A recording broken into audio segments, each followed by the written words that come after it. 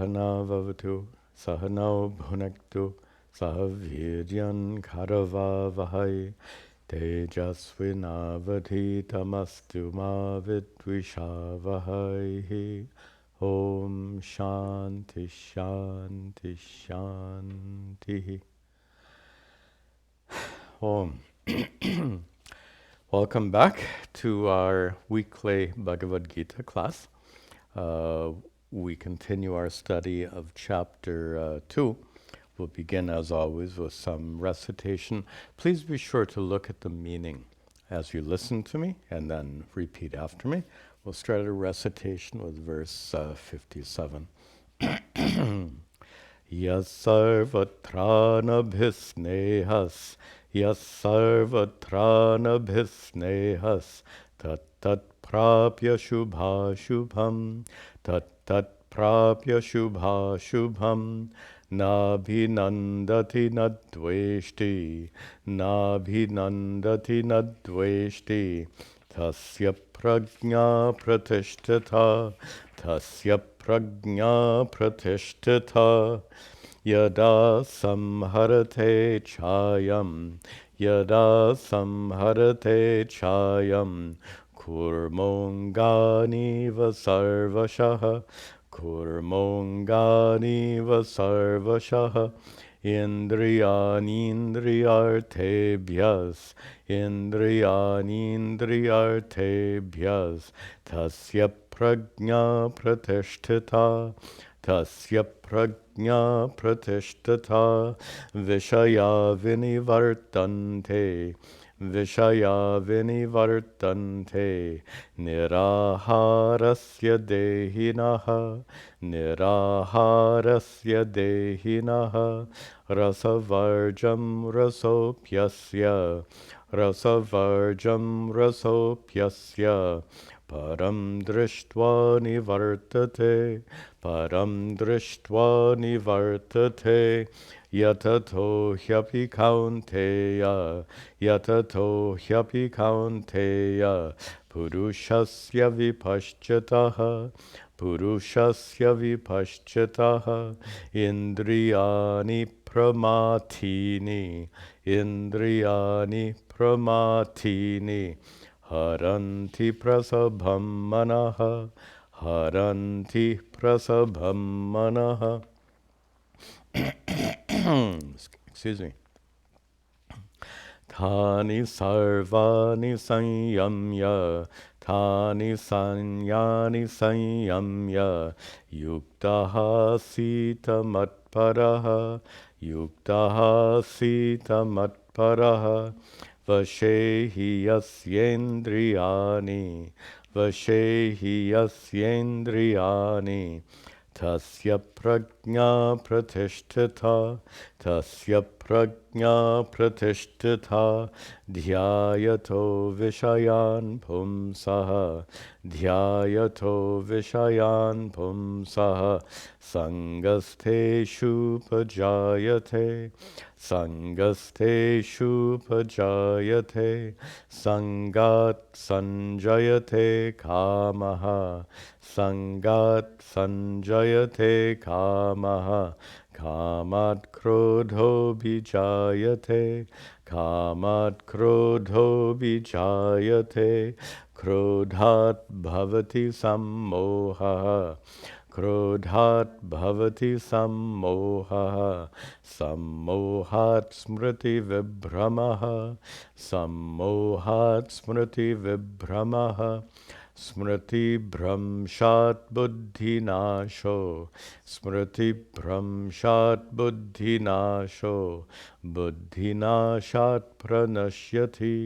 buddhinashat pranashyati ragadvesha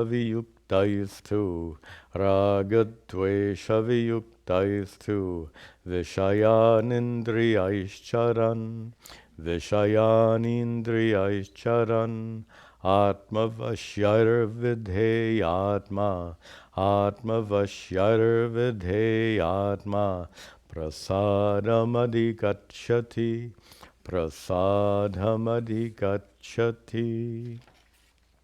Very good. We'll return to where we left off in the last class. We finished verse 58. We'll continue with 59. Something in 58 I want to show you. Our context here, of course, is called the Sthita Prajna Lakshana, the part of the second chapter which contains the Lakshana, the characteristics of the Sthita Prajna, one whose prajna, spiritual wisdom, is sthita, firm. And Sri Krishna's teachings here come in response to Arjuna's question, how does an enlightened person sit and walk and talk and so forth? In our last class, we saw that wonderful metaphor in verse 58, that the Sthita Prajna is compared here to a tortoise, which may seem a little bit odd. The point is that a tortoise, when frightened, doesn't need to run away. It simply withdraws its limbs. And as I said in the last class, it's 5 limbs, 2 arms, 2 legs, and 1 tail represent our 5 senses, sight, hearing, taste, touch, smell. And the tortoise's head, of course, represents our mind. So Sri Krishna says, just as a tortoise withdraws all 6 of these appendages, so too the enlightened person withdraws from the world. Now, there's some confusion about this withdrawal. I explained in some length in our last class that the enlightened person is one who knows that the true source of peace and contentment and happiness is within, so it makes sense for the enlightened person to turn his or her attention within and withdraw the attention from the world around. But that withdrawal gets misinterpreted, not only in the Hindu tradition, but especially in the Hindu tradition, because of the emphasis on asceticism, the kind of living a life of tapasya, austerities. And the prototypical image is the fellow who goes and lives in a cave in the Himalayas. And that act of withdrawing from the world and going and living in a cave in the Himalayas, that image is held with such esteem in Hindu culture, and that actually becomes a problem. Because the typical story is that somebody, a man, middle-aged man in some town in India, is struggling in life, lost his job, he's fighting with his wife and other family members, he has a problem with drinking, and the guy is really in bad shape, and then he disappears. Doesn't come home one day, no one knows where he is. Months later, some relative happens to find this fellow living in an ashram in Rishikesh. Not an uncommon story. To withdraw from the world because you're so miserable is not what this is describing. It's not that the tortoise is miserable, then it draws its... Actually, the better example is the wise person. The wise person withdraws mind and senses and focuses one's attention within, because within is the true source of happiness and contentment. This fellow who ran away from his town and his family, who's living in an ashram in Rishikesh, he's not finding contentment in that ashram. In his room is like a cell in a prison. In fact, I have to tell you, the first time I went to Rishikesh, the room I had, my first visit to India, the rooms, many of you know this, rooms are often furnished with windows with bars on the windows. Of course, the bars are to prevent theft also to prevent monkeys, and a lot of monkeys around. So the bars are there to prevent theft and monkeys from entering. But when I saw the bars on the window of my room in Rishikesh, I thought it looked like a prison.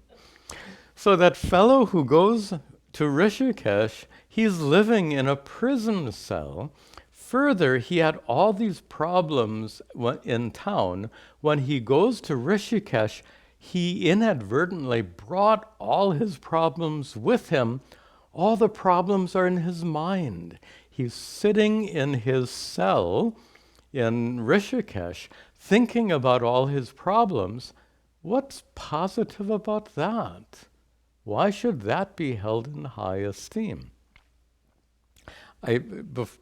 Just the final, I have to share with you one more story about this, just to illustrate that the withdrawal that we're talking about here is not a withdrawal from ordinary daily life.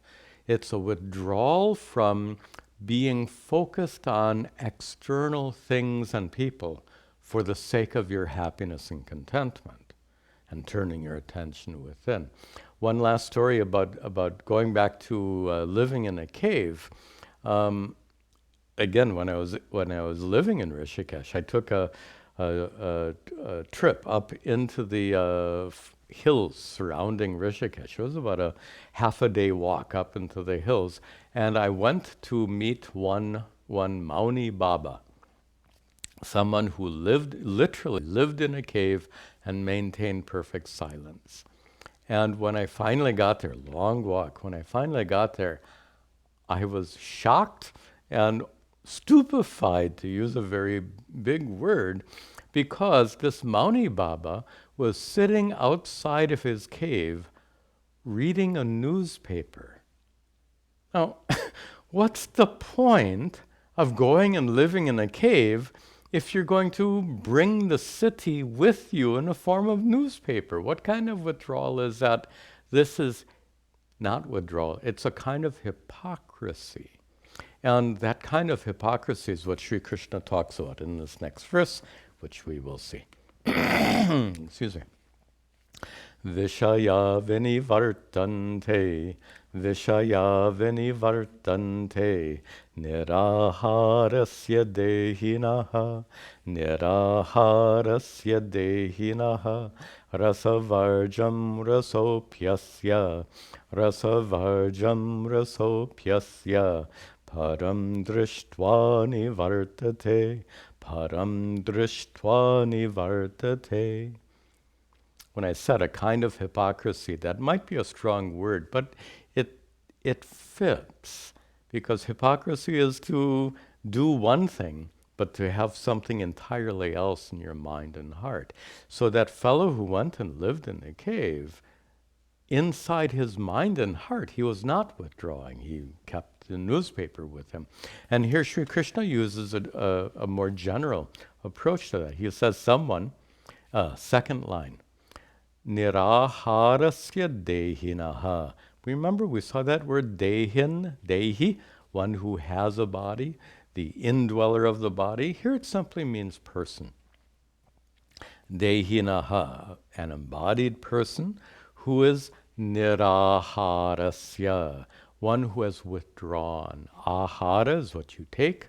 Nirahara is without taking anything with you, and that would include food, drink, all kinds of enjoyments. One who withdraws from worldly pleasures.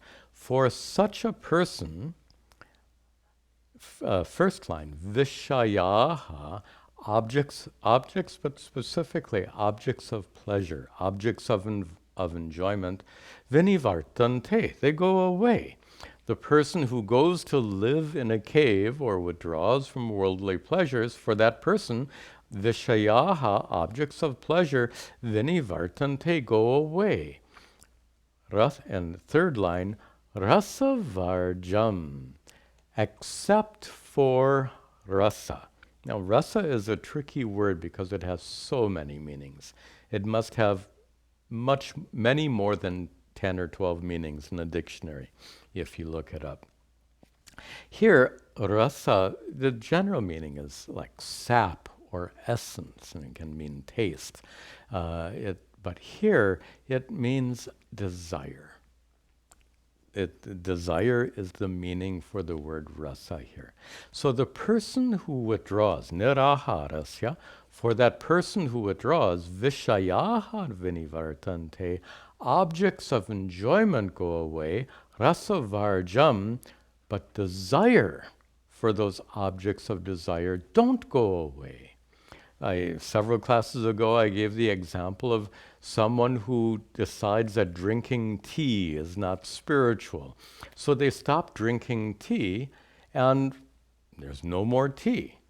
But the desire for tea continues. In fact, the desire for tea can even grow stronger.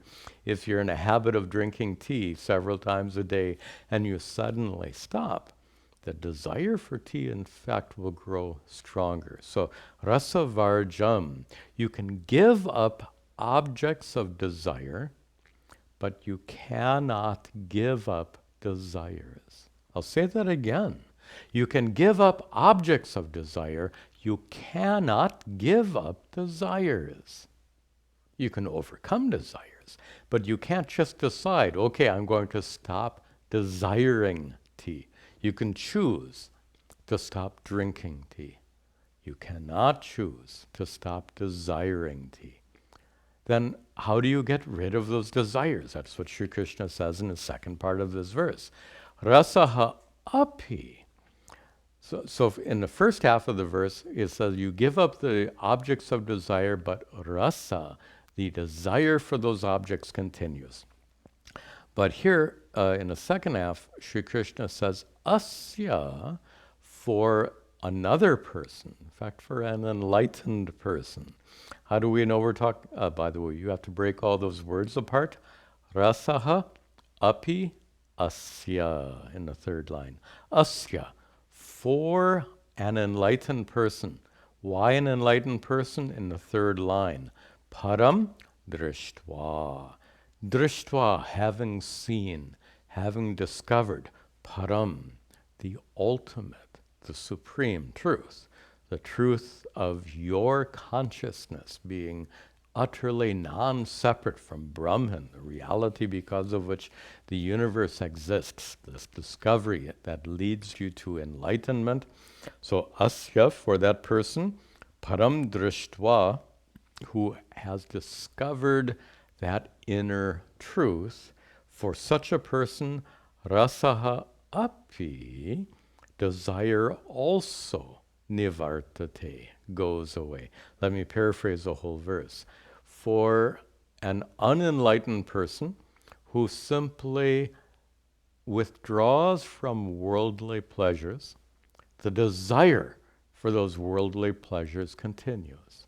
But for an enlightened person, listen carefully, an enlightened person, param drishtva, an enlightened person who has looked within to discover the true source of happiness and contentment, Atma, Satchidananda.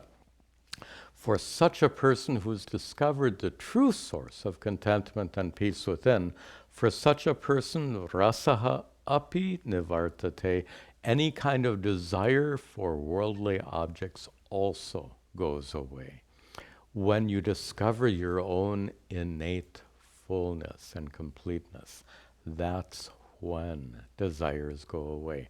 Desires do not go away as an act of will. You can't choose to make desires go away. How do you overcome desires? By discovering that the true source of contentment and peace is within you, and that inner contentment and peace doesn't depend on that external object. When you discover that even in the absence of tea, you're absolutely content and fine. Excuse me. Excuse me.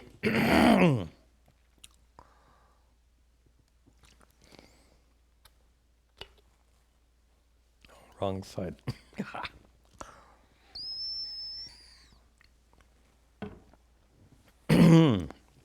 Sorry. When you discover that your contentment doesn't depend on tea. Your desire for it goes away. Whether you choose to give it up or not, your desire for tea goes away the moment you discover that your contentment doesn't depend upon it. That's for the enlightened person in the second half of the verse. Okay, then. This actually begins a new topic here. The new topic is how powerful desires are, how powerful our mind and senses are in pulling us one way or the other. It goes on for quite a while, in maybe half a dozen verses. Let's begin this new topic.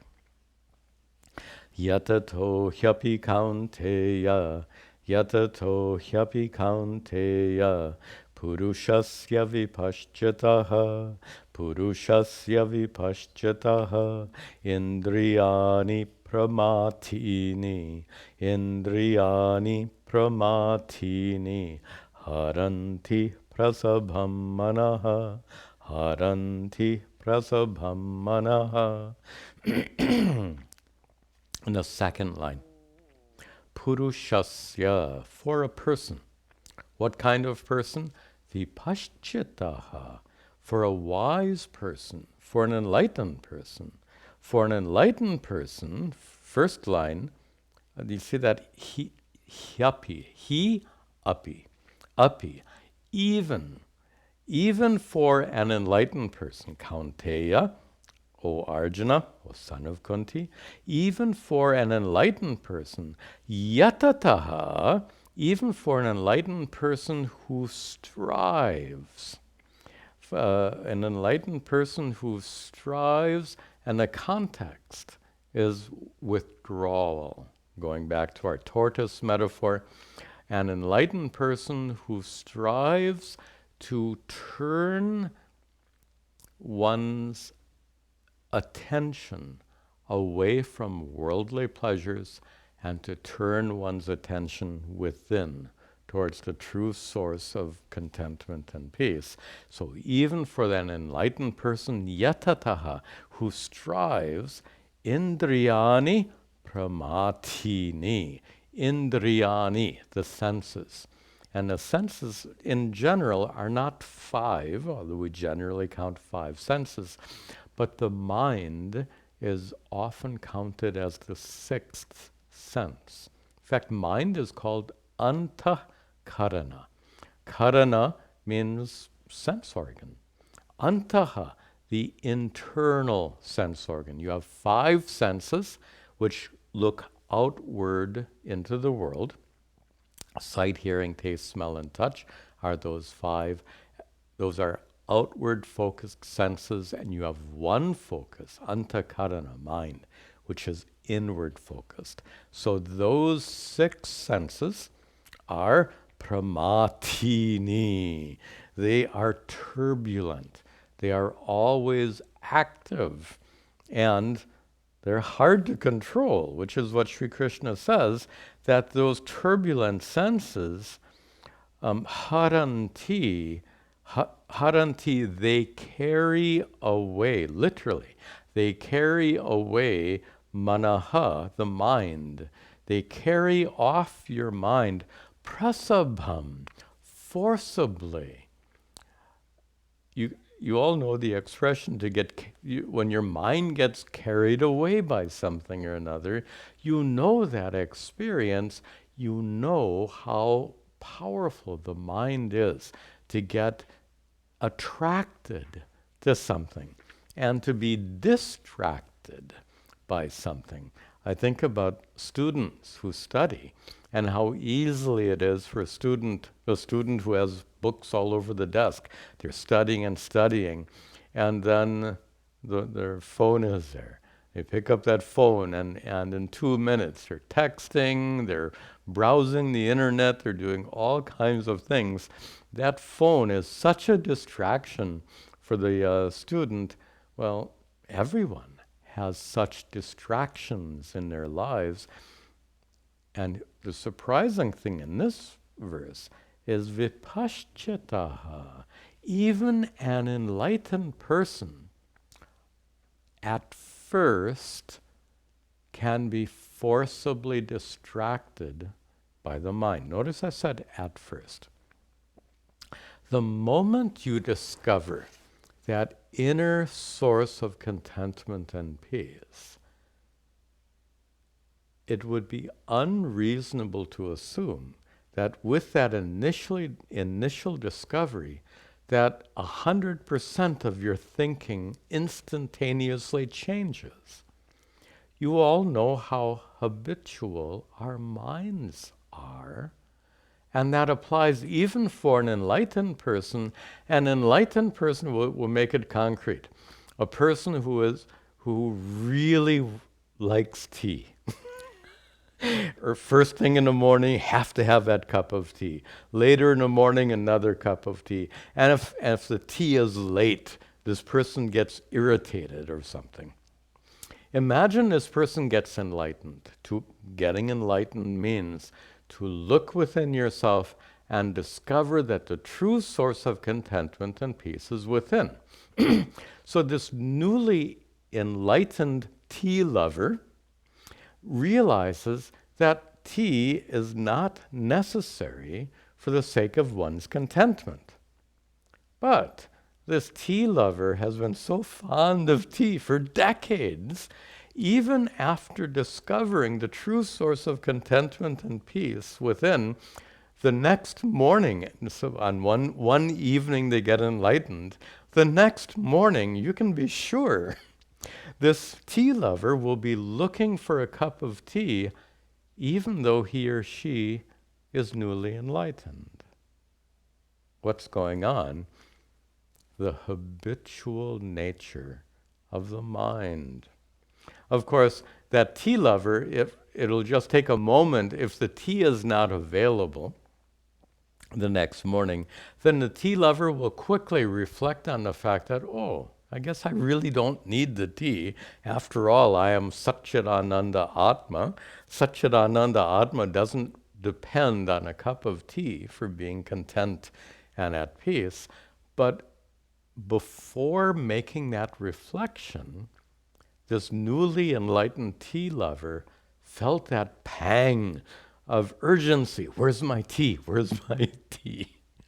That is what Sri Krishna is describing here, where indriyani pramatini, the senses are so turbulent, even for this enlightened person, that haranti manaha, they can rob away this person's mind forcibly, even just for a moment. But in that moment, there's a moment of suffering. That moment of urgency, where's my tea? Of course, that moment passes very quickly, but it shows even an enlightened person at first is subject to such disturbances. I notice I've said a couple of times now, at first, because there is a specific practice which is used to overcome that habitual nature of the mind. This is a technical topic. I don't want to go deeply into it. Some of you have heard this topic before, so let me just refer to it by its name. It is said that, it's just a fact, that immediately after you are initially enlightened, you almost certainly suffer from a problem called viparita bhavana. Viparita bhavana is this habitual thinking which is contrary to the truth that you've discovered. So for that enlightened tea lover to feel that momentary pang of urgency, where's my tea, is an example of viparita bhavana. It goes away, but even for that moment it comes, and that moment is a moment of suffering. So there is a specific practice to remove that viparita bhavana, that habitual thinking, which is not consistent with the wisdom a person has discovered. That practice, as some of you know, is called nididhyasana. Nididhyasana is Vedantic contemplation. We're not going to go into it deeply here, but Sri Krishna makes a reference to that practice of nididhyasana in the next verse. Let's see that. Tani sarvani samyamya, tani sarvani samyamya, yuktaha sita matparaha, yuktaha sita matparaha, vashehi yasyendriyani, vashehi yasyendriyani, tasya prajna pratishtita, tasya prajna pratishtita. So, that newly enlightened tea lover who feels this momentary pang of sense of urgency, where's my tea? What should that tea lover do? Sri Krishna gives some instructions here. Tani sarvani samyamya. Tani sarvani, all of them. All of what? All of those senses. And senses are 6 in number. Sight, hearing, taste, touch, and smell are the 5, plus 1, the mind, antakarana. So those 6 senses, samyamya, withdrawing those 6 senses, and yukta, asita, asita, remaining yuktaha, engaged, remaining engaged, and also has a sense of practice of yoga, practice of meditation. You can see it comes from the same root as from which the word yoga comes. Yoga has many meanings. Here, yukta asita, that person should remain engaged, and remain engaged specifically in meditation. How? Matparaha, Sri Krishna says very clearly, matparaha, being focused on me. Matpara means being focused. Mat is a pronoun form of me. Being focused on me. So that person, our newly enlightened tea lover, who suffers from this viparita bhavana, this habitual thinking, which causes moments of suffering, what should that newly enlightened tea lover do? Samyamya, having withdrawn, tani sarvani, the mind and senses, yukta asita, that person should remain in meditation, matparaha, focused on me. Now, we're in chapter 2. When we come to chapter 6, Sri Krishna is going to talk extensively about meditation. After all, chapter 6 is Dhyana Yoga. It's the chapter on dhyana, on meditation. And Sri Krishna is going to describe his preferred practice of meditation, the practice of meditation he prescribes to Arjuna, and that practice is to focus on God's presence within you, Ishvara's presence in your own heart.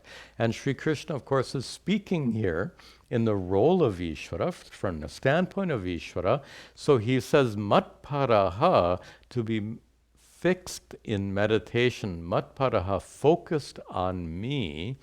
And contextually, that means focused on Sri Krishna's presence within your own heart and mind, that divine presence within you. To be focused on, and to use simple language, to be focused on the inner divinity. And how clear this is, because when you are focused on that inner divinity, you are focused on the true source of contentment and peace. And to the extent that you're focused on the true source of contentment and peace within you, who cares about a cup of tea?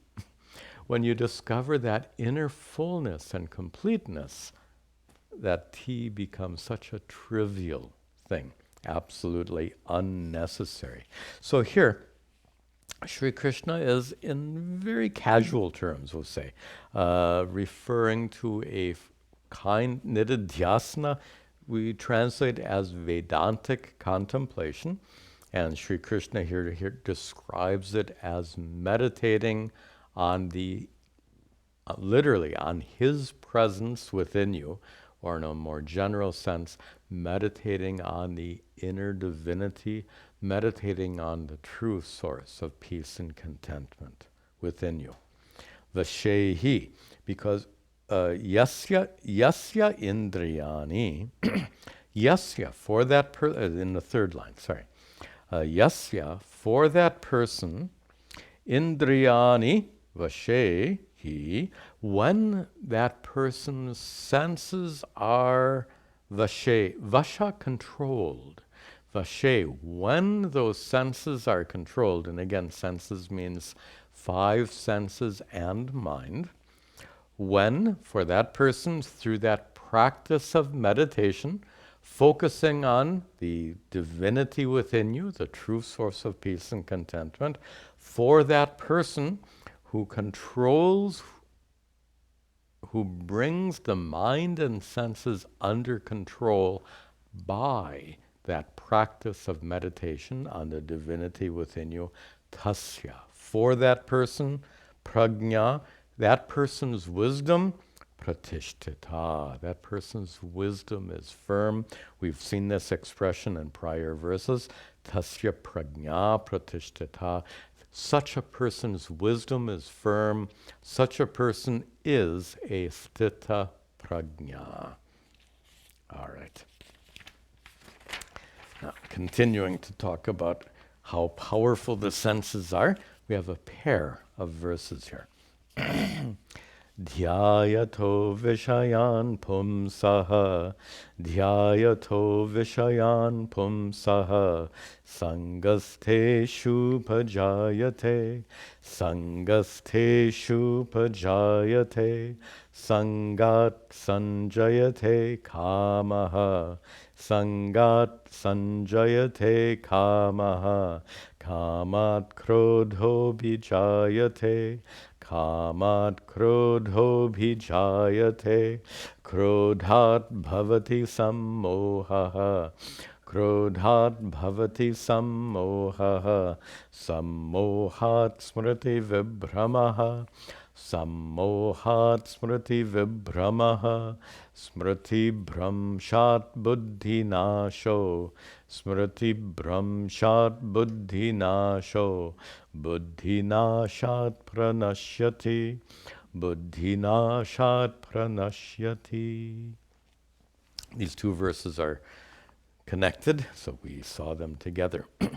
These two verses give a series of steps, as it were, through which your mind gets carried away. Your mind doesn't get carried away instantly. It goes from A to B to C. In fact, in these two verses, there's a series of 8 steps. 4 steps in each verse. Every verse has 4 quarters, and each quarter of these 2 verses is going to give 1 step. A step in which you are carried in, they call it a slippery slope. You know that expression? Slippery slope is when one error leads to another error, leads to another error, leads to yet another error, and pretty soon these errors accumulate, leading you on that path of adharma. And that's really what's described here. A series of errors, each step we're going to see 8 steps, 8 errors and thinking, which carry you into a path of adharma because of the mind's nature, the mind having that nature, the capacity to rob you, that term we saw in a prior verse, haranti manaha. It literally robs your mind. Instead of rob, I like the sense of hijack. Imagine your mind being hijacked. Hijacked by what? We've had discussion before. Hijacked by, there are two hijackers, Mr. Raga and Mr. Dvesha. Remember our definition. Raga is a compulsion to chase after something you want, something that you believe to be essential for your happiness and contentment. Dvesha is also a compulsion to run away from something that you think will obstruct your pursuit of happiness and contentment. So these two are the hijackers, Raga and Dvesha, which literally rob away your mind, hijack your mind. And the process of hijacking is described here in great detail. It's actually a bit of psychology. There's a surprising amount of psychology in the Bhagavad Gita. And we'll see that here in this series of verses. Dhyayataha vishayan pumsaha. Pumsaha, for a person who is dhyayataha. Could mean meditating, but you don't get the right meaning here. Meditating meaning dwelling. Dwelling on what? Vishayan. For a person who goes on dwelling on objects. Now, to explain these two verses, it's helpful if I give a concrete example. And we'll take that example all the way through. And the example, if you've heard me teach these verses before, you might remember me using a Lexus car as an example. And it could be any really expensive, fancy car. So here in the example goes like this. Imagine a person who sees a commercial for this Lexus car, a very fancy and costly car. And he doesn't just see one commercial. Every time he turns on the TV, he sees another Lexus commercial. Commercial, Lexus, Lexus, Lexus. So this is what the first line is talking about. Dhyayataha vishayan pumsaha.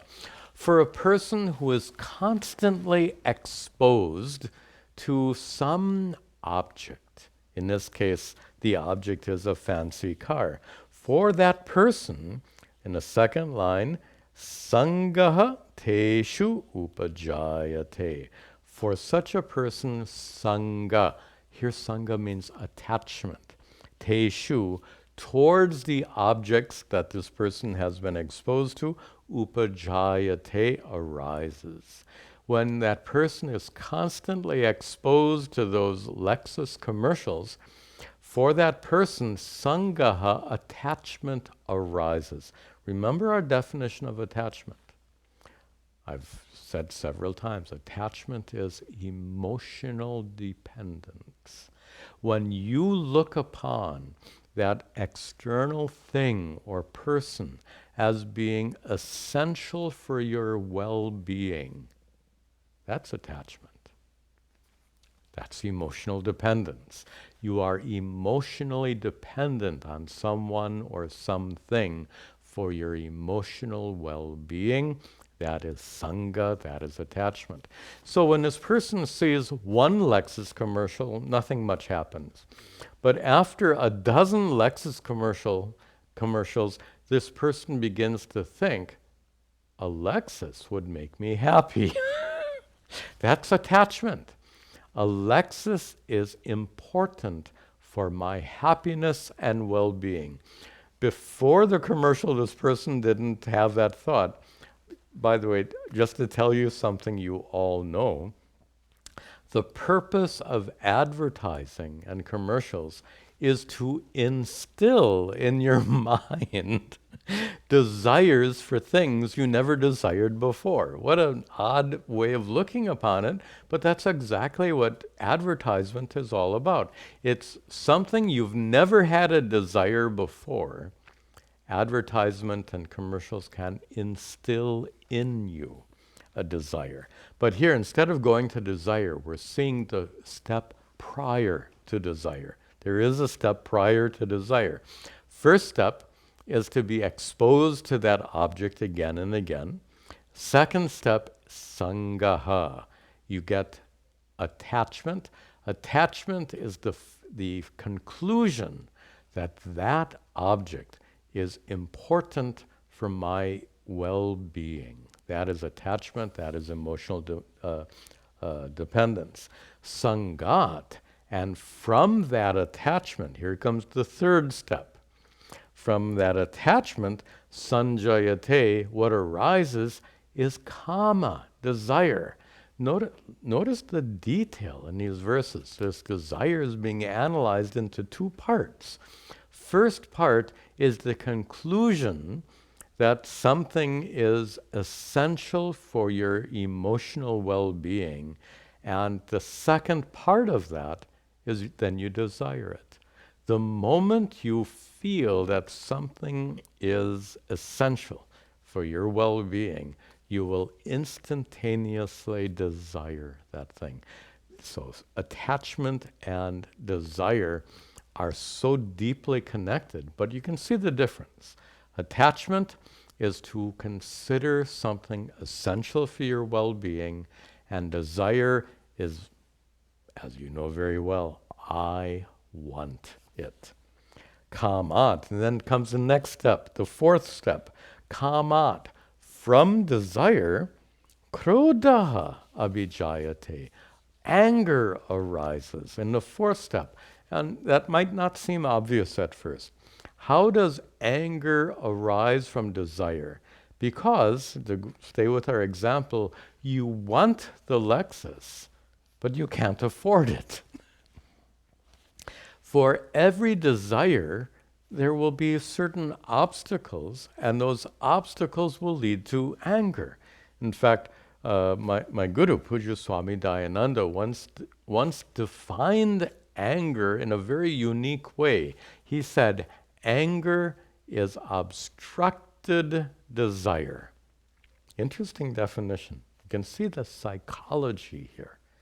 Anger is obstructed desire. You have a desire, but you can't get what you want. So due to the obstruction preventing you from fulfilling your desire, you experience krodha, the fourth step. Then the fifth step, krodhat, from anger, bhavati, what arises is sammoha. Sammoha, commonly translated as delusion, but in our to stay with our example, a good way of seeing this delusion would be scheming. How I can't afford a Lexus, so how can I get one? That scheming, that kind of obsession. Sammoha can also mean obsession. You become obsessed with something, constantly thinking about it, and then thinking, not just thinking about how much you want it, but thinking about how can I get it. So that's a scheming. And so that is the fifth step. Krodhat bhavati, what arises from anger is sammoha, delusion. Delusion in the form of being obsessed with it and even leading to the scheming. How can I get it? Then the next step, sammohat, and from this scheming and obsession, from this delusion, what arises next is smriti vibhramaha. Vibhrama means loss. Smriti generally means memory. And if you translate this literally, it doesn't make any sense at all. You don't lose your memory due to this delusion. It's a little obscure, but it's smriti, memory, is a word that's used to describe your assimilated values. You have a value for honesty, a value for following dharma. These are values that you hold in your mind and heart. They're values that are deeply ingrained in you, that you've received from your parents and other authority figures. So these deeply ingrained values here are called smriti. Not really memories, but better described as deeply assimilated values. Values for honesty, values for being truthful, values for following Dharma. And what happens, and what Sri Krishna is describing here, sammohat, due to this obsession and scheming and delusion, smriti vibhramaha, your values are lost. Values not lost, maybe as it literally says lost, but overwhelmed. You know that when you're obsessed with something, you can be led to do something that you know is wrong. That's the power of delusion, the power of obsession. So in terms of our example, so the scheming, this person wants a Lexus, can't afford it, and scheming, and comes up with a scheme, maybe to embezzle money from the workplace, to steal. And the person has a value for following Dharma, but due to this obsession and delusion, sammoha, that value for honesty and not stealing gets overwhelmed. That is smriti vibhrama. Values are overwhelmed. Values are forgotten. Then comes the next step, step 7, smriti bhramshat. And when your values have been overwhelmed by your delusion and set aside, then what happens next is buddhi nashaha. Smriti bhramshat, due to your values being overwhelmed by obsession, the 7th step, what happens next is buddhi nashaha. Nasha means destruction. Buddhi, of your intellect. And again, literal translations don't make sense. Not that your intellect gets destroyed, but your intellect, here's a sense of destruction. Your intellect is supposed to keep you on the path of Dharma. That's one of the, how do you follow Dharma? By using your buddhi, by using your intellect, by using your reasoning to discern what is right and what is wrong in a particular situation. Here, buddhi nashat means not literally destruction of your intellect, but perversion of your intellect, in a manner of speaking. Your intellect, buddhi, which is supposed to be used to keep you on the path of Dharma, that intellect is used to take you off the path of Dharma. So you're scheming on how to embezzle money from the workplace, and your intellect gets engaged in that adharmic activity. That's what buddhi nasha here means. Your intellect is destroyed in the sense that your intellect gets engaged in adharmic activities. The intellect that's supposed to keep you on the path of Dharma, that intellect gets engaged in adharmic activities. And that leads to the final step, buddhi nashat. And when your intellect is engaged in adharmic activities, pranashyati, the person is destroyed. Very strong language here, kind of poetic. Person is destroyed, I guess, to finish up our story. The person embezzles, uses the intellect, which is supposed to keep you on the path of Dharma. The person uses that intellect to to figure out how to embezzle money from the workplace, and of course the person gets caught and sentenced in a courtroom and sent to jail. Pranashyati, the person is destroyed. The person wanted a Lexus, and what the person got was a jail sentence. That's what it means here to be destroyed. So notice this set of 8 steps, this so-called slippery slope.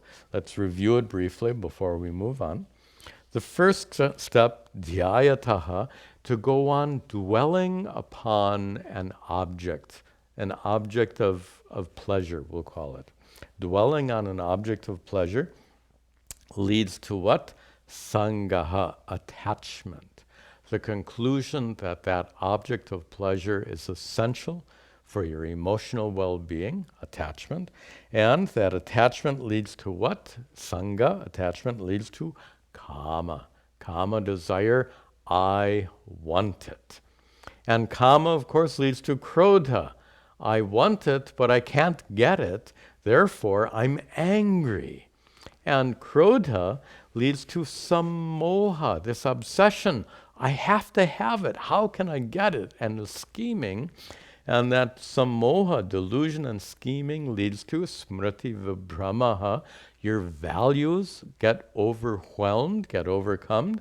And when your values are overcome, in the step 7, buddhi nasha, your intellect, which is supposed to keep you on the path of dharma, that intellect is employed in adharmic activities.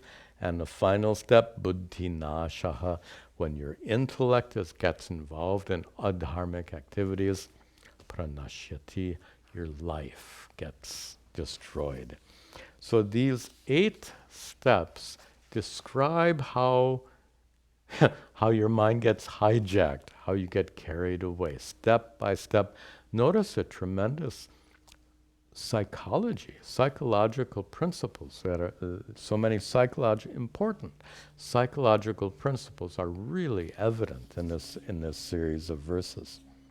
Now, we'll see one more verse, but to introduce that verse, here's the tricky part: how to break this sequence. At what point in this sequence can you break free? How can you avoid falling down this slippery slope? Notice step 2. The moment you have attachment, that Lexus is essential for my well-being. Can you avoid having kama? Kama, desire, is inevitable. And when you have kama, desire, can you avoid feeling angry when you can't fulfill your desire? You can't avoid it. It's inevitable. And when you have anger, can you avoid this delusion, obsession? Anger is already distorting your thinking. And you can see these are stages of distortion in your thinking. One sweeps you along. That's why they call it slippery slope. One level of distortion sweeps you along into the next one. So anger sweeps you along into obsession. Obsession, sammoha, sweeps you along into smriti vibhrama, having your values overcome.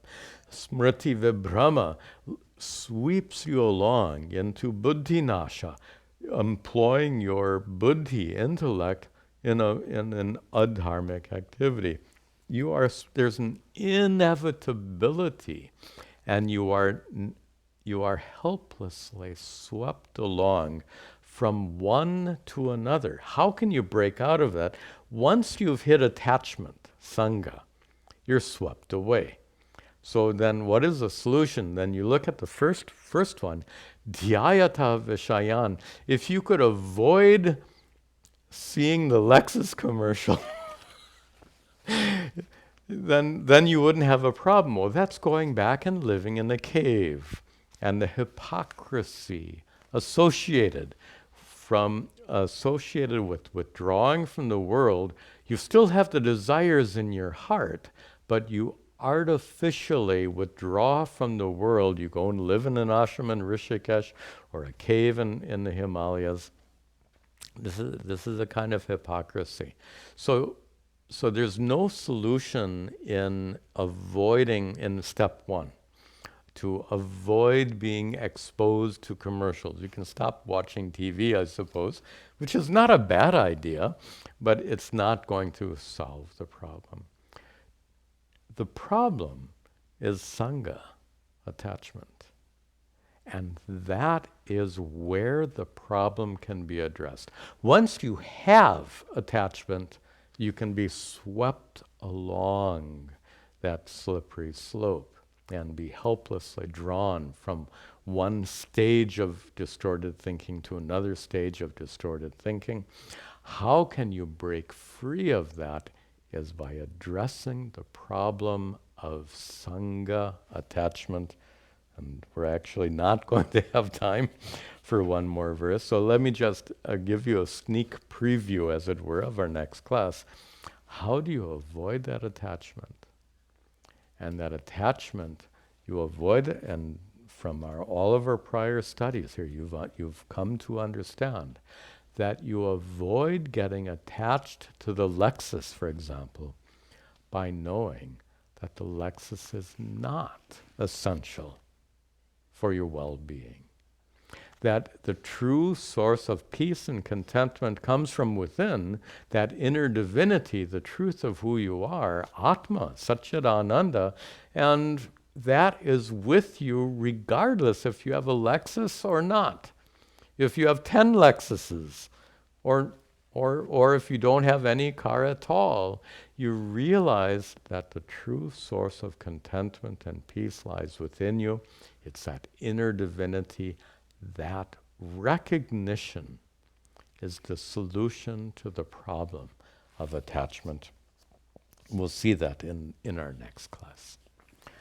Om Sarve Bhavantu Sukhinah Sarve Santu Niramayaha Sarve Bhadrani Pashyantu Ma Kaschid Dukkha Bhag Bhaveta Asato Ma Sadgamaya Tamaso Ma Jyotirgamaya Mrityor Ma Amritangamaya. Om Shanti Shanti Shanti. Om Tat Sat.